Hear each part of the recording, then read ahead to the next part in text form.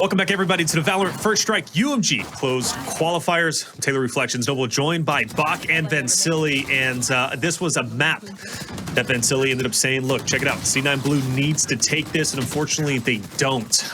This is the first time T1 and C9 Blue meet up, right? So yeah, a lot to kind of break down here, and I want to go ahead and get right into it. And first, I want to talk to you, Bach, specifically about the kill disparity between the two teams. Let's focus in right now on first half. First half, T1 finished off with 49 total eliminations, 29 deaths.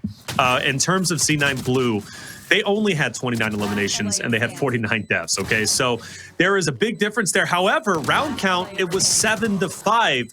But if you're getting outslayed that hard, Bach, I mean, it's tough to come back from that in the second half. It's not even just kills that were coming through either, because I want to make sure that we don't make this a matter of who's got the crisper aim. There were some mistakes made that resulted in deaths that felt unnecessary, and that was on both sides. Look at the way that T1 retook a site, and then 3 players died because they didn't have enough time trying to defuse the spike. You know, and we saw some mistakes like that for Cloud9 too. Spike goes down, they stay too close to the site for a little too long, and then when the spike detonates, they're done for. They can't escape. So it caused some economic struggles for both teams at times, but it feels like for the most part, Cloud9 was the one that was suffering in those scenarios. And when you look at it, 20 rounds in, it was basically this round here was the final round, or what it ended up being the final round. T1 had 25 kills more than Cloud9. So that illustrated a separation there that started to build and build and build. And a large part of that was because of a strong performance from Spider, a player that we've been looking towards and wondering, you know, is this guy going to be that next big player for T1? And in this instance, he was. Yeah, you know, speaking of Spider, Skadoodle, Brax, those 3 dominated the first half. Those guys alone had 39 total eliminations. That was 10 more than the entire 5-stack of Cloud9. Of course, it doesn't just come down to overall slaying power, but if you had that slaying power, you got extra utility to be able to over. It was very much so exemplified, right, whenever it came to the T1 roster in multiple rounds. So now, Vansili, I come to you, right, because in that second half, man, so round 15, first and foremost, Mitch had a great 1v2 that he was able to secure. He only had, what, like 10 HP by the end of it. That round was big because it gave the economy an equal playing field, if you will, for C9 Blue. But then immediately after that, it was, of course, T1 then started winning rounds right after, and then it kind of just was nullified from that point. Yeah. No, I think when you're looking at the overall gameplay of T1 in that matchup, yes, there were some very high fragging power, high fragging numbers, sorry, from Skadoodle, from Spider, and even you saw some nice clutches from Brax. But, you know, as long as AZK and Daze didn't have those kills, look at how much they've done, though, for the team. Like the Hunter's Fury that came in from Daze to take down the Killjoy ultimate to allow them to hold and win an eco round. And then when you look at maybe not the amount of kills that AZK might have had, it'll be nice to look actually at the amount of assists that he's had, because the amount of time on the attack that T1 actually made it into the mid sign, and for them to execute and explode into the B site, for example, or even bring the fight versus Mitch, how many pump flashes have we seen come out from the market side? That first pistol round with Skadoodle actually dashed down towards that mid side. How many pump flashes came from the catwalk from AZK? So as a unit, they look very good, and somebody like AZK allowed these players, these fraggers, these duelists to put the numbers that they needed to put up. So T1 played this very perfectly, very beautifully versus Cloud9 on this first map. And man, I came into this game, it's like super early for a lot of these players, like 9 a.m. I thought it was going to be groggy, slow type of gameplay. T1, they definitely surprised Cloud9 off the gates from that pistol. They surprised me. I'm already sweating. I had to take off my sweater to actually get ready for this second map. Dude, I got the fan blowing at full speed right next to me as well, man. This is a hot game to start things off. It is, and an important one, because now we have to favor bind for T1, right, going into it. And this is a possible 2-0 situation, something that we did not predict. But of course, anything can happen when everything is on the line, as it is currently today. The loser, of course, is done with. The winner will move forward to play tomorrow. However, and most importantly, they qualify for regional finals. This is going to be a big one for C9 Blue. I hope their shots are crispier than they were in that first map. But check it out. We're moving into bind, boys. Take it away. All right, thank you very much. Reflections. One of the things I wanted to talk about, you know, it's the last time I promise I'll talk about numbers, but math is fascinating to me, so I can't help myself.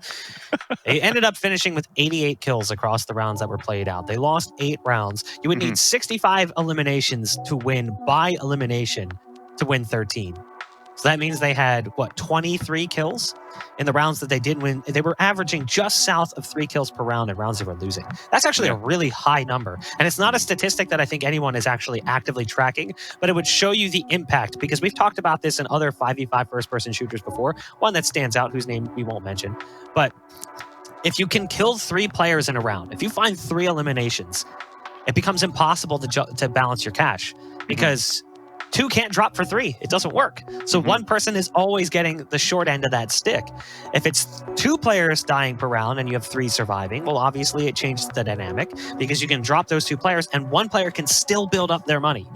So it makes it impossible to stockpile credits in this game and build yourself up. And that was one of the problems that I think C9 had in that first series. And we'll see if it's going to be a problem for them here as well as we move to Bind, a map we haven't actually seen a whole lot of in the last month or so as these first strike close qualifiers have been going on, because teams have been shying away from Bind picks, favoring the other maps in the pool.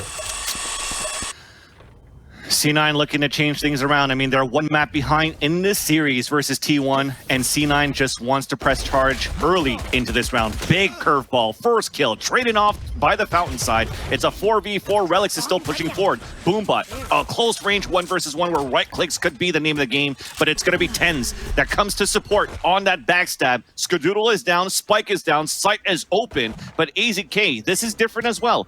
You have him on the Omen now, because on this map for T1, you're going to see Spider on a raise. And as they have this 3 versus 4, they're looking to recuperate this spike. But they're just holding the angle for as long as they can. They still have so much time to work with, which is why Spider is actually flanking all the way back through spawn at B and hope to get the big backstab into Cloud9. Cloud9, player advantage in the pistol, but it almost doesn't mean much sometimes. These rounds are just so scrappy. Now, the dart will give away the position of 1, and the shots through the wall from Dazed do connect. That's huge. And now it's this bizarre fight. We talked about it, not always the best. The shock dart's right on the money. That's huge. Shock dart as well. Spider's got the flank, and it all comes together. What a peculiar round. That's beautiful. The way they had to fight into that tight territory in the spice market, and it ends up working out for T1. But that could have gone either direction. It was really off of the work from Daze. Yes, Daze 100%. doesn't get any kills. He gets no kills out of that. But his recon dart and his shock dart set up everything. That's no kills, but probably 3 assists. Oh, okay, there's only 1 on the scoreboard, but the first ping that comes through forces the first one out of position, a double peek for the kill, and then shock darts that weaken 2 players. And like I said, as you focus so many players on this fight, on the 2 players peeking out towards short A, Spider came for the backstab and got 2 kills of his own. Again, it's familiar territory for T1 because they're okay with playing low time on the timer. So if they win the fights and they pick up the spike and there's still 15 seconds left, this is just normal gameplay for T1. So again, using the timer in their favor, despite having a 2-man disadvantage, was really nice for them to recuperate to get that pistol. So I was going to say, going into this matchup, Cloud9 Blue on this second map, yes, they haven't been as dominant or seen some light on maps like Bind, but they have moments where they're able to turn it around and win it back versus other teams. If I'm not mistaken, I think they got it versus Envy the last time they met up against each other. So it's not that they're bad at this map. It's just that they're not used to certain playstyles. And so far, it's been T1 that's been surprising them.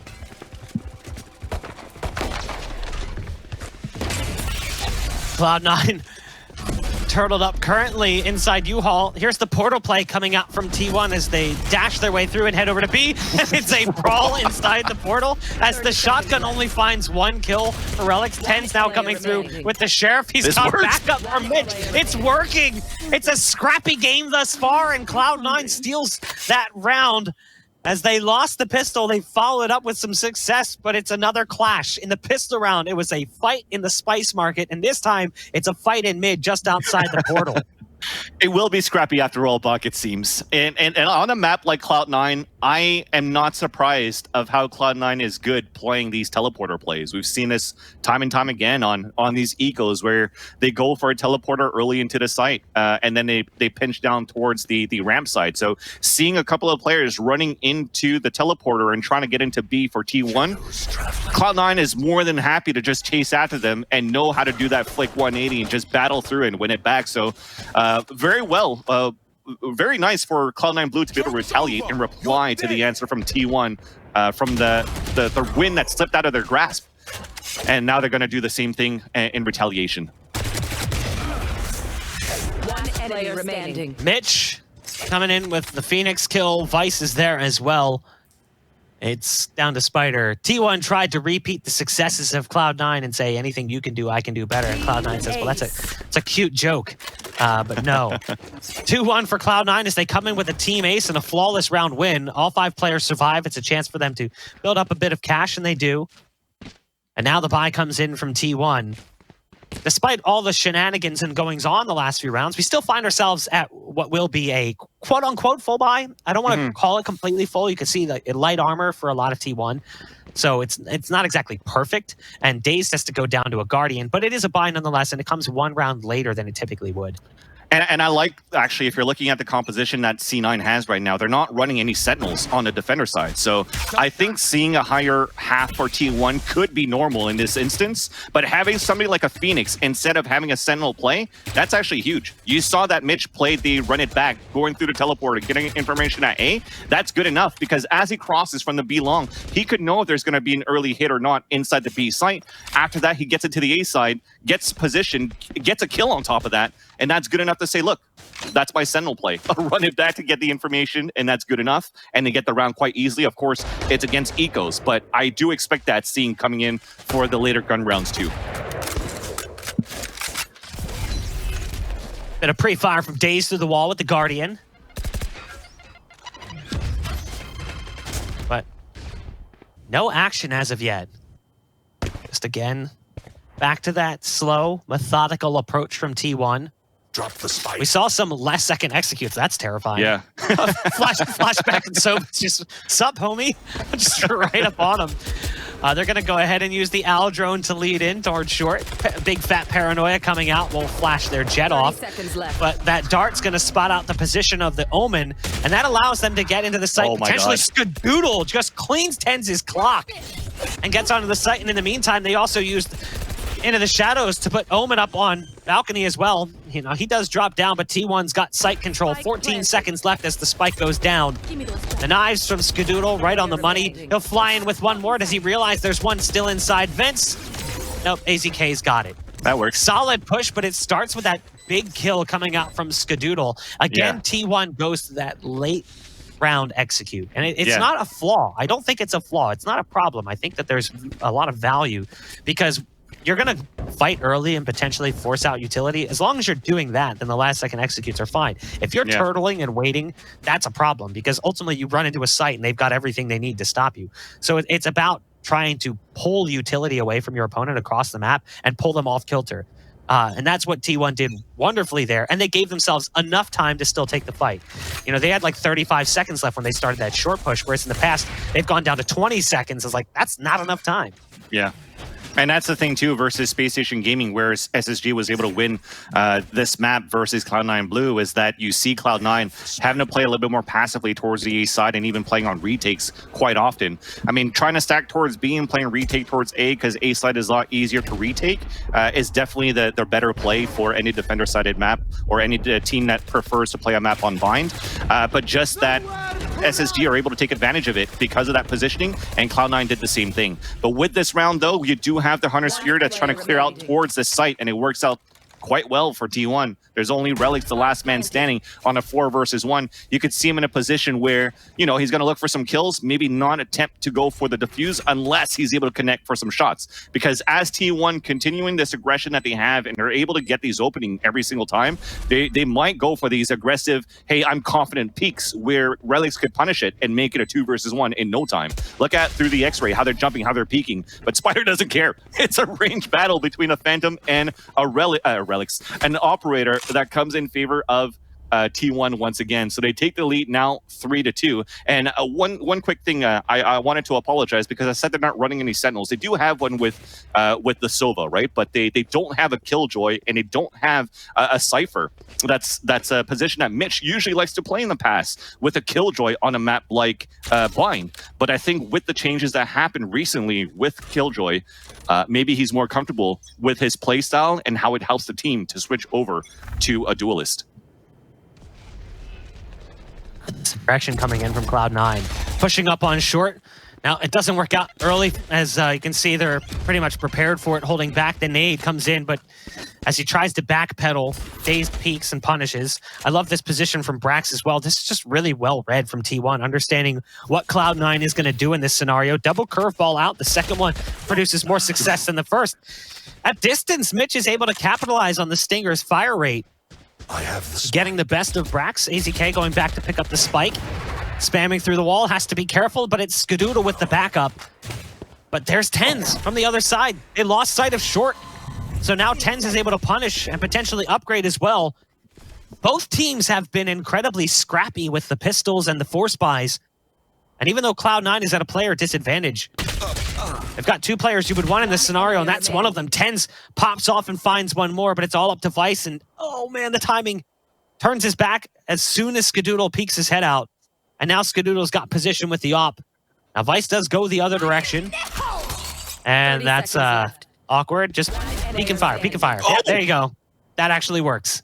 I was going to say... How does this happen? No, How does that happen? I literally was going to say that because, yes, Skadoodle is coming with the backstab, but Skadoodle walking with an operator or trying to go for a quick flick when he has to actually walk around, it's not going to be an easy shot. So I love how Vice actually pressed forward. Though, how does it happen? I do agree with you right here. How does Vice actually get the kill before the rocket comes off? He knew exactly where the rocket was being loaded from, so he went for the quick peek and just won that fight 1 versus 1. He knows where Skadoodle was at because he did get the op kill against one of his teammates earlier on where Mitch actually pushed down towards that market. So bringing that fight individually, 1 versus 1 in 3 occasions for Vice. That's game sense right there. You guys want to talk smack about Vice? Look at how well he's playing. I really don't like that old pull from the Rays. It's to scare him. Like you said, that's how they find out where he is. Like it gives away the position. It makes it a little too obvious that he's there. So the way I see it is that you pull the ult so that he maybe wants to run away from the rocket, where maybe he runs back into the crosshair Skadoodle. Yeah. But Vice got big balls. I don't know. It's just like, it's such a risky play to pull for that ult in a 1v2, you know? We'll see what happens here as CLOUD9 continues to battle on short, and they're winning the fights this time around. Brax does equalize to make it a 3-on-3, and from distance, Brax is going to find one more. Now he tosses out his hat, but that's not going to make a difference when it comes to dodging the pulses from Hunter's Fury. But Spike will go down as Skadoodle secures the plant. And T1 finds themselves in a 3-on-2 post-plant scenario. CLOUD9 already making it to vents, but Vice is actually pretty far away. He dropped that owl drone from all the way back in spawn. That leaves TenZ alone, isolated pretty far in an advanced position, has to deal with the tripwire, and the round's over. Vice has to save here. This op is just too important. It's too valuable. He's looking for the exit. Oh, a shot. That's a shot. If it wasn't Skadoodle that was going to fall, there was a possibility that it was going to be Spider at the bench. But because Vice heard the audible, he hears a teleporter too. He's going to stay around spawn side. They're chasing him down. Actually, they're sandwiching him. As Simo likes to call it, it's going to be the CLOUD9 sandwich, but probably the opposite way. And Spider's just around the corner. The whiff of the op, but he connects with the classic, and is able to keep that operator into this round. That's the silver lining where you hope that the operator is going to come in big into this round here. But as you have TenZ that's playing as Arena, I don't think they're going to give that operator to him. He's going to have to try to play that aggressive style where he wants to be a little bit more selfish on his kills. And you see that buy coming in as a team so that you could try to get an eco on into your favor, like they kind of did on that second round. Vice getting aggro with that Sheriff, and now it's the boom bot to come through, taken out by a Frenzy. That gives them shower control, and Vice can just anchor this position, and they can focus their efforts towards short. Now, over on B, they've got 2 players playing defense, both sitting inside hookah. Deep smoke coming out from Omen. But it looks like it's going to be a B push. Now that nade pushes him straight into the fight. But there's TenZ right around the corner with the shotgun. Now this is something we've seen CLOUD9 do. They love to play off this portal in mid. That collapse play. And it works out nicely for them as well. But Mitch pops the ult, runs into mid, gets spotted in the end. That allows TenZ to upgrade. But T1 managing to regain and retain control of this B site, largely in part to how well Skadoodle is playing. That ult so successful as the knives slice apart the defense. And now it's Shinobi stuck in hookah, waiting for Vice to come through from spawn. You've got a player sitting in garden and 2 towards elbow. Shinobi's going to be spotted as he goes for the jump up. This recon dart's going to give them away as well, potentially. But Shinobi hide himself from it, and it's not going to make a difference. And again, Vice is stuck in that position with an operator, has no choice but to run. The round will go the way of T1. After Cloud9 tried that mid collapse, I thought maybe we would see it come together because they've done that before. We watched them do it last night, that mid collapse through portal, where they send 2 players through from hookah and 2 through the portal, and they just overwhelm mid. It's like a blitz play, and it works so well. Sometimes, but it can also collapse, and a large part of that collapse was because Mitch went for run it back. So Mitch pops his ult, runs into mid, and then when the ult expires, the players who push through from long just wait for him to come back to his original position and take him out. That's the thing, though. The collapse worked beautifully, but it's just that you're focusing a lot on that B ramp. So looking back towards the B long, you have that spot open. So Cloud9 being able to go into the site and actually get that spike plant, and also the way that Skadoodle got that pop. And I wonder if that was through the smoke even on hookah. That just makes things a little bit more difficult for Cloud9 when they're trying to retake the site through a dark cover to get back into B. So a very nice way for T1 to adapt to the situation with 2 players falling early inside hookah, thinking that because of teleporter and the call out that 2 players are playing inside hookah, there's maximum 1 player inside B. So they could take advantage of that weakened spot and play the pulse plant. So I like that from T1. They didn't try to chase back after the kills to try to avenge their teammates, but you got to give that to Cloud9. What worked for them on that collapse on mid side, they still won those fights on the players that were there, actually. Skadoodle the first one in, but Relics and Shinobi stomping out the initial push. AZK has tried to bring it back as he finds himself on the high ground thanks to his ult. Mitch is playing around a smoke in that position and might be able to get the timing right onto AZK. Now, I like this move. Spider was actually in U-Haul and ults out of it and onto the site. It's not exactly like a closed off position. He just ulted into the middle of nowhere, but it works out.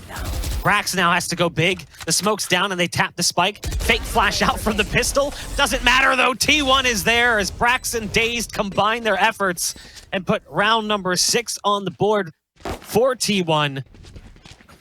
Cloud9, they were in a solid position to start that off, but it's because of the work that was done by AZK. He uses into the shadows to get up onto heaven, finds a couple of kills, and then you see some movement as well coming in, but it doesn't work out so well as Shinobi goes for that ult and puts himself in, again, no man's land, and just somehow I thought maybe it would work out. Shinobi popping that off and landing where he did, but it doesn't end up coming together for them. Yeah. Definitely so far from this playstyle from T1. I think all the fans right now that have been around since day one are like, I knew this was going to happen. I knew we were going to see T1 in its glory of what we expect them to be on paper. They're really taking control of this series versus Cloud9 so far, where economy continues to stay low for Cloud9, so they don't have a chance really to fight back on this defensive side. And now a big Hunter's Fury from Daze. It connects onto one, he connects onto possibly another. No, it was really close there on that short side. But it's still going to be Vice. Close corner, gets the dink, but unfortunately the weaker gun. The dink comes through, no kill, and AZK and Daze get the last 2, so they're moving up. A 7-3 scoreline with 2 more rounds to go. And C9, they have to start picking this up because the C9 is not known to be that great on attack either. So these last 2 rounds, they got to get it together. They have to take these 2 rounds with the money that they have. A huge investment into this round here too. They're bringing the operator back out once more. It's going to be in the hands of Vice again. But losing this round puts them in a broken buy and a broken force buy in the last round too. And we talked about how T1's very slow. I don't think they've been slow at all so far on this map on Vibe, but mostly because they've been pressured a lot by Cloud9 Blue on the extremities and on mid side. Early fights favoring T1 as Shower Control was the name of the game, but T1 delivers with some Drano to try and eliminate the blockage. Oh. Now that's an aid. You hate it. The arc on that nade is awkward, but Relix goes for a lot of utility expenditure, and he's somehow still fighting and finding kills. He's got Spike down, but he's in a really awkward position. So you heard the port come through from Cloud9 as they've got this Spike locked down.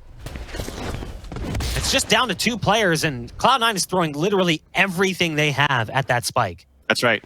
And now, because of that, they know 2 players playing towards showers. They can maybe focus on a 2 versus 1 later on the other side, but it's actually being played super far back with Vice moving forward. But AZK, a nice first kill. They're trying to go for a peek off a curveball. They're actually taking advantage of it. Daze gets the second one, and just like that, it's a 2 versus 1. Can Vice actually clutch it one more time? 30 The seconds spike left. is down. He's covering it. There's 30 seconds, so much time on the clock. And the Owl Drone's going to be huge. He had to swing out on that and try to surprise one of the 2, and it's still going to be AZK that takes the upper Last hand. round What a in the nice half. attempt there by Relix, but unfortunately his team wasn't there behind him to continue to defend that spike, because like you said, Bach, it was in a very strange position where it's hard for them to hold that angle. T1 continuing to perform on Bind. I mean, we all predicted on the desk that this would be Cloud9's series, 2-1. But this is not the start we anticipated for them, as they lost the first map and they struggle now in the second. Mitch is not in a position you want to find yourself in. Is again, a lot of utility being sent out from their Raze early on, and it works out well for T1. They change the pace and run fast into the site. Now there's Relix with a backstab coming through from Port. Tens has picked one off as well, so they're fighting the way being dealt to Relix. Tens coming through from spawn. They have Port potential, and that's what they're going to do. You can see them backing off and going towards it. And Relix got the call from his teammates, so now he has to go cross map and try and catch them. But he's going to be in a position that they might not expect him to be in. You can see Brax is actually holding, watching for the push to come through from the other side, but might not anticipate, Relix to be coming in from the other end of this play. Now, does he clear this corner? That's the question. Yes, he does. Low HP still though, yeah, that's it. It's hard for him to move out. So, as we said, 2 rounds that were really important for Cloud9. Switching sides. Turns out to be in favor of T1, and on this map, attacker side for Cloud9 this time. Oof, it's going to be a very difficult one here, Bach. I don't want to sound pessimistic, because I still believe in the story of the comeback. A map or a scoreline that's this spread out could still be anybody's game should Cloud9 win this pistol. And it gets back to that kind of like, you know, the safe thing to say. Pistol round is also important, but it can't be more important than this, because this is tournament line for Cloud9. They lose this pistol, they have a potential to lose another round. It's 11-3. And then if you lose this, you're actually out of first strike. So they have to make a comeback. They have no other choice but to win this map and to bring this to a third one. So this has to be a huge pistol on the attacker for C9.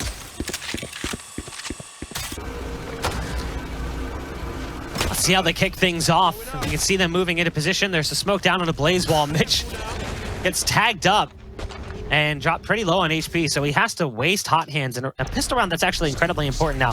He can tag into his blaze wall as well to get some additional healing, but there's Brax to greet him with the classic burst. Skadoodle and Spider elsewhere on the map with headshots from their classics.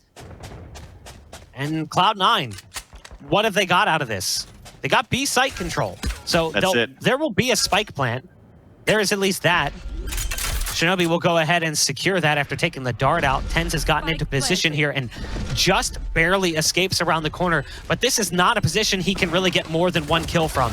You can see he's in this position, but he's got some backup. They might have a chance now. How is this coming together? Cloud9 finds themselves in a one-on-one as Tens has the classic. The heal comes in as well. The burst coming out, but no, Spider shuts it down. That should not have happened, but it almost did. Cloud9 needed a big pistol round win, and it looked like it wasn't going to come together. But then in the end, you had this ridiculous 2v5 just cluster in hookah. And it came down to the 1v1. Spider clutches it out and puts round number 10 on the board. Look at this again. Patience from Tens as he allows Shinobi to take that first strike, no pun intended.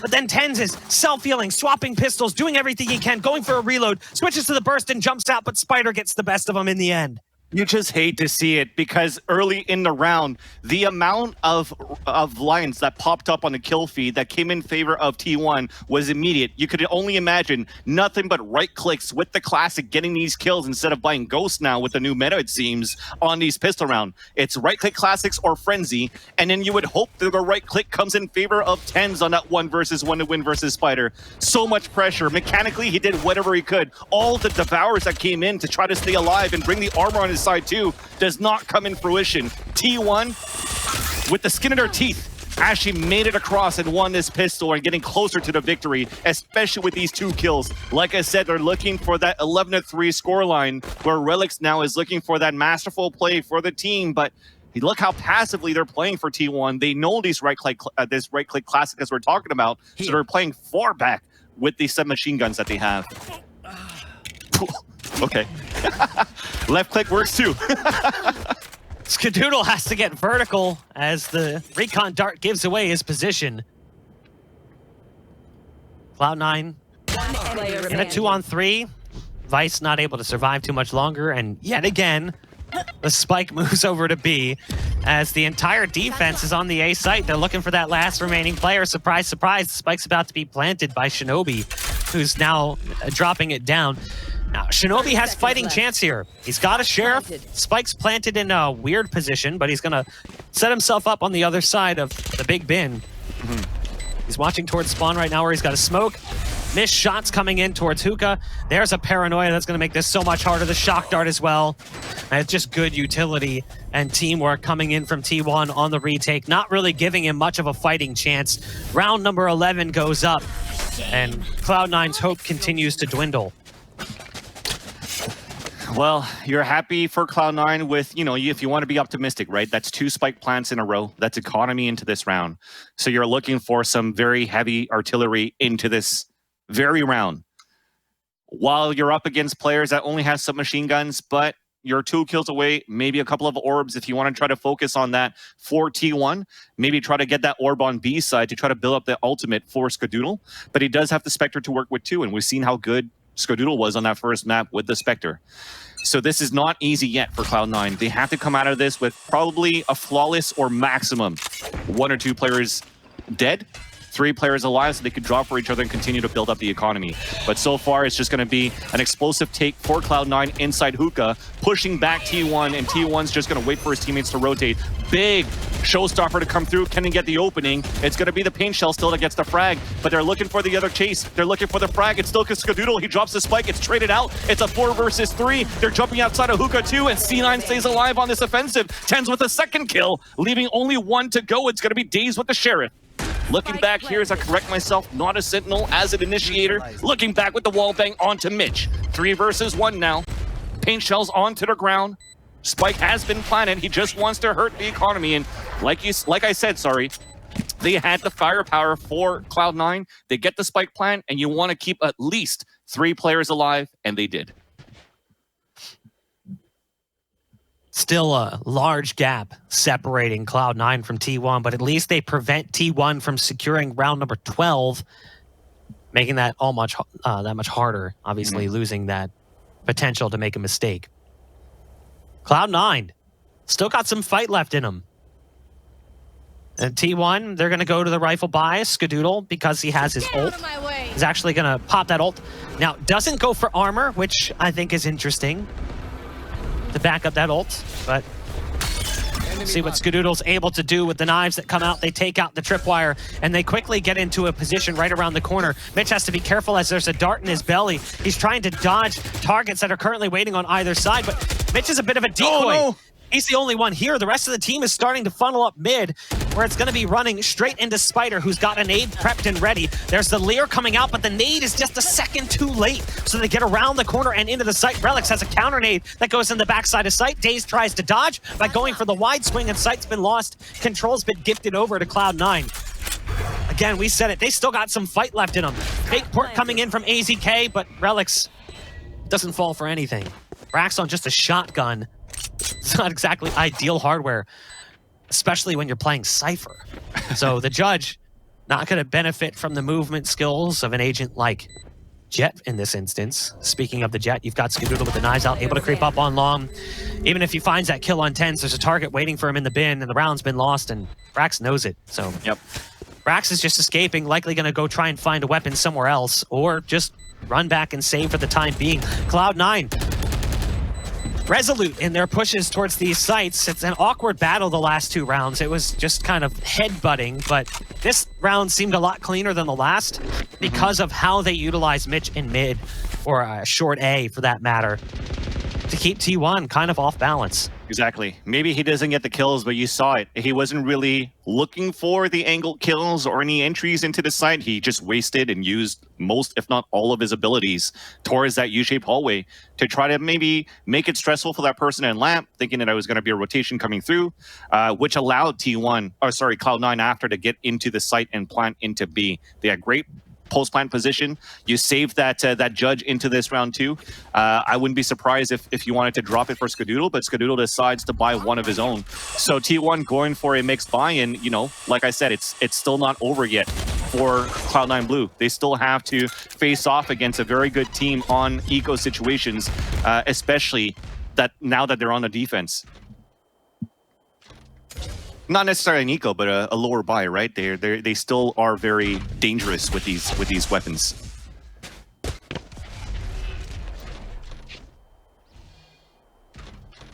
Relics has one right around the corner. The blast pack goes a little deeper. Does do a little bit of scratch damage to Brax, who's waiting with the shotgun yet again. 10 starts to move into position. AZK, the wide swing. Brax is there as well. Daze chiming in with the ult. This is not exactly how you want things to go if you're Cloud9. The buy is scraped together by T1. But they've still found themselves in an advantageous position. Now, Mitch gets the easy kill onto AZK. There's an ult coming out from the attacking side. Good luck getting away from that one. Vice has that pretty much dialed in on Spider. Mitch backside of sight. And they've managed to bring things back to a much more manageable and honestly likely scenario. They've got the Sniper, They're not no looking at him. HP coming through from showers.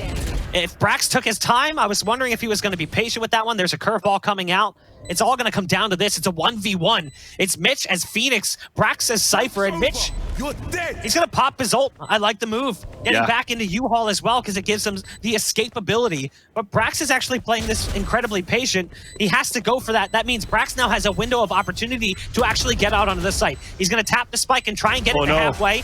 Does he have it? No. I thought for a second maybe Mitch would flub that one through the box. But with the low HP on Brax, it really wasn't going to take much. Yeah, especially with the first burst, you're like, oh no, and he's almost halfway. I knew that if anything, Brax is going to be off it towards the halfway and maybe go for a jiggle peek and maybe even stick it the whole time, just because of how far that running back was from the U-shaped hallway where, you know, if the spray continues to miss, like you say, Bach, that was a pros don't fake situation. But let's hand it to Mitch. Yes, it was very scrappy for Cloud9 to win, but you got to give it for Mitch to be able to get that lurk, the entry, and also the rotation coming in from T1 from the tube side to actually make this round very salvageable for Cloud9 Blue, because now not only do they get the victories from, you know, like I said, a scrappy battle, but it's still 11-6, so they still have a little bit of room to breathe. They still have a chance of this comeback. Well, Cloud9 is looking for this opportunity to overtake the B side, but this is a huge owl drone. That's spotted 3. You're going to call that rotation very soon. They work their way in after getting the kill on Spider, but they're actually going to port out on this. Now, there's still a player on this site. There's one still lingering. It's Skadoodle, who's short. And he was hiding in short cubby, but he's moved back. I like this play. I like this idea.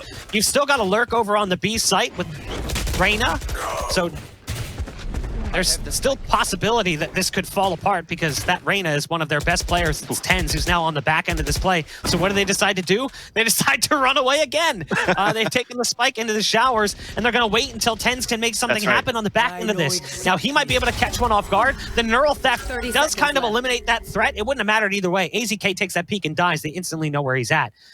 But they've got this Showstopper. defense now forced to keep their head on a swivel. They have to watch both directions, both spawn and showers. They know they're not coming from short. Skadoodle's got a great position here to potentially find one over top of this awning. The Lear comes out though, and that's Tens finding one more kill. They're gonna try and stick the plant. Relics with the rocket and a follow-up as well. Somehow, some way, Cloud9 make that one work. Again, it's another peculiar round, right, Vincently? Like they're just kind of all over the place, but the good mid-round adaptation from Cloud9 ended up getting them onto that site. And then they had to back off again because Tens, who's easily their best player, I mean, he's one of the best players in the world, was working a lurk, which is not common for Tens. And also a situation where you're sitting at the edge of your seat as a Cloud9 fan because that neural theft that was thrown out by Brax, showing where all three players were at. And thankfully, before the neural theft came out, Tens was able to get that first frag and the first kill onto, I think it was AZK coming back as the Omen towards that spawn side. So if it wasn't for that, maybe it would have been a different scenario where you kind of have to now fight back because you have no choice as your cover has been blown. And having that showstopper to get an entry into the site, that was a big one. I think from Skadoodle's position, you said it. He was on the high ground. He went for a spray, but somehow missed on that cross over to triple. And it was only like, what, sub 9 seconds left, which could have been the round for T1 if Skadoodle got that kill. But C9, again, they fight, they stay alive, 4 rounds away from tying things up. You do have them trying to take control towards this hookah area. A split, they force a rotation, but they are still pushing and lurking slowly towards the A side, giving up B ramp as well, which only leaves one player playing towards that bench. And that is going to be AZK. Cloud9 continue to stay alive. Mitch lurking up short, does get sliced apart, but in the meantime, Relix is doing his own knife work over on the other side, but it's actually with the rifle, so that pun makes no sense. Ignore what I said, I'm an idiot. It's down to just one though. It's Skadoodle, who's got the ult popped, and oh my god, dude, deletes Relix as he jumps out of the portal. Skadoodle is feeling it, but just didn't look down far enough as he leapfrogs Tens. It's an 8th round on the board for Cloud9. That first knife coming out of the portal was just dirty. Just like pre-aiming that spot and just putting one right in the dome of Relix. And I heard a tick in chat, and part of me wants to assume it's Relix going, that was pretty sick. Exactly. I think one thing that's very flashy and impressive from Skadoodle for me playing Jet with the Blade Storm is that a lot of the Jet players that we see kind of want to put that ultimate out and then really dash into the site and count on the right clicks.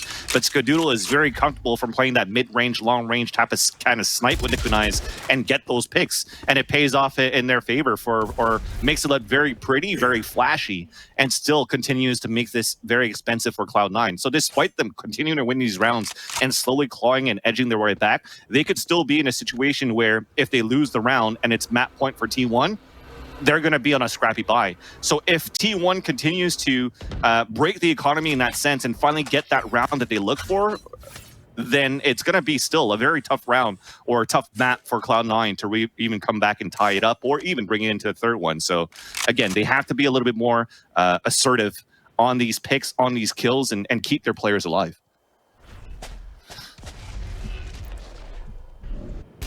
That lead's looking a whole lot smaller. Just 3 rounds now, separating Cloud9 and T1. After a much closer first game, that first half kind of left us a little bit disappointed, but Cloud9 has fought their way back into it. Now, Mitch doesn't get as much success as one would hope out of that ult. The spike is moving in the other direction, but look at the aggression. T1 has read this because they've seen this before. They've seen these lurk plays from Mitch where he's the only one on the site. So they've actually pushed through from short, and they're going to get a backstab kill on device. That's Skadoodle who is holding it down. So Mitch is going to have to go through the portal and try and fight back, but that spider already coming through from Hookah. Everything is falling apart, and it's all under Relix. This is just really well read by T1, and Cloud9 collapse as it's a flawless round victory for the boys in red. Map point and series point to qualify for first strike for T1. Who would have thought this is going to happen in a morning matchup, afternoon or evening, depending from where you're tuned in from. But like I said, man, thankfully they have that spike plan. Thankfully Tens was able to be on fire, staying alive for as many rounds as he could. So they will be able to go for a buy here, despite losing a flawless versus T1. But man, this is looking very difficult for Cloud9. Still very doable though. You have some moment of salvation from the way that they played so far on the attacker side, but that's off the back of a couple of lurk plays from Mitch. They just have to really try to move in as a unit, and that unit is now working towards this hookah side, trying to split into B, but look how aggressive T1 is on their end, and they get the first kill onto Vice. They're double peeking now after, but they do not spot a second kill from Spider. That now puts Cloud9 Blue pushing inside the site. A recon dart doesn't spawn anybody yet. A showstopper, they're trying to clear out the site too. It's gonna have to be the retake game for the defenders, but Skadoodle still stays alive inside the site. Spider going to work. It's all up to 2 players. 10's inside the site, Relics as well. You can't think of 2 other better players for Cloud9 to try to keep the dream alive. But a shock dart that gives and blows the position away from Daze. A kill attempted, not in favor of 10's, and Daze gets the last 2 kills. The wall bang, and T1 will move to first strike. I can't believe that Cloud9 fought that hard and then falls short again. Both times just barely missing the NA regional event from first strike. That's so frustrating. But at the same point in time, you gotta give credit to T1. That was so incredibly impressive. A very strong win. Reflections. T1 looked fantastic there. They looked unstoppable, and quite literally, they were unstoppable. Let's not forget, right? That first half, they were leading massively 9-3. You know, it's so hard to come back against any team when you're down that far, right? But I will say, gave it a good shot. 5 rounds in a row, they were able to bring it back 8-11, but after that, of course, it was just T1 shutting them down. There was a couple of hairy situations there. One of them was Mitch with the wall bang. Man, I was getting flashbacks from my Call of Duty days back in Ghost where a Tats was trying to wall bang. A guy was defusing the bomb, and Mitch then missed those first couple of shots of the van. I'm like, oh no, he's not gonna get it, but he got it. But hey, you know what? I will say this. Cloud won on Ascent here to Bind. It was a major difference, right? They played very, very well. We knew coming into this T1 was going to be heavily favored here. And we also knew that Ascent was almost a must-win for the boys on Cloud9 Blue. But, you know, at the end of the day, you know, T1 ends up taking it. It is a heartbreaking defeat. It really is. But this was the first time these guys met against each other. So let's break it down. Vincili, starting with you. First time watching, you know, C9 Blue and T1 play against each other. You know, what kind of conclusions do we can come down to?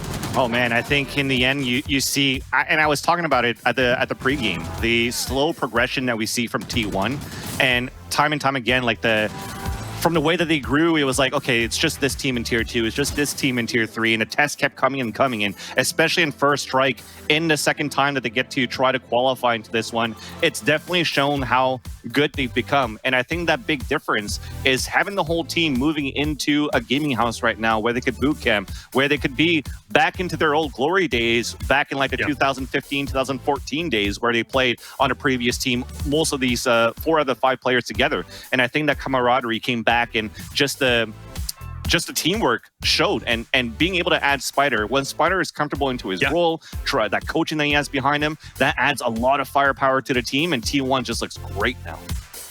You know, the thing about Spider, consistently, right? Whether it was Ascent or here on Bind, he was always within that top 3. And in fact, actually, it's a big story when you talk about overall KD from first half on Ascent as well as moving into the overall slaying power. Their slaying power was unreal. Their teamwork, more importantly, and Bach, you mentioned that, right? When it comes to T1, their teamwork is kind of unparalleled, and it really showed here versus C9 Blue. Yeah, I mean, see, about at the same point in time, like, sometimes things were sloppy from T1. Like, if you look at that last map, what made it exciting was the individual plays. Yeah. It was odd at times. Like, there was some really odd, like looking at the pistol round at one point where there's 3 players in Spice Market and there's players on both sides, and we saw fights in that area more than once. Like, that doesn't typically happen on this map. So the map was really scrappy at times. I don't think we saw like really clean executes necessarily. I think we just saw a lot of strong individual play. And you know, you look at that 2-on-5 near win, like, that's a great example of what I'm talking about. So, yes, as a team, T1 seemed to play a little bit smoother. Cohesively, I'd say neither team was perfect. I would say one of the things that separated T1 from Cloud9 was just there were more people stepping up. It wasn't just one or two players. Like Cloud9, obviously they've got 10s, and Relics at times is making big plays as well. Yeah. Mitch had a few opportunities. Sometimes he took advantage of them, sometimes he didn't. But I feel like the other side just had more consistent performance from everyone involved, whereas maybe Cloud9 had a few players sometimes falling a little bit short. Yeah, and sorry, I didn't even get to mention Skadoodle, right? And Skadoodle, how good was he on Jet the last two maps? I mean, we talk about Spider on these retakes, how good he was, but as a person that comes in to try to get the first kills, I'd love to see the tally of first bloods that Skadoodle was able to bring. First blood, he's going to be that second or third kill, and he really turns around over in his favor, all thanks to the Blade Storm too. He's been really good on that Jet. Yeah.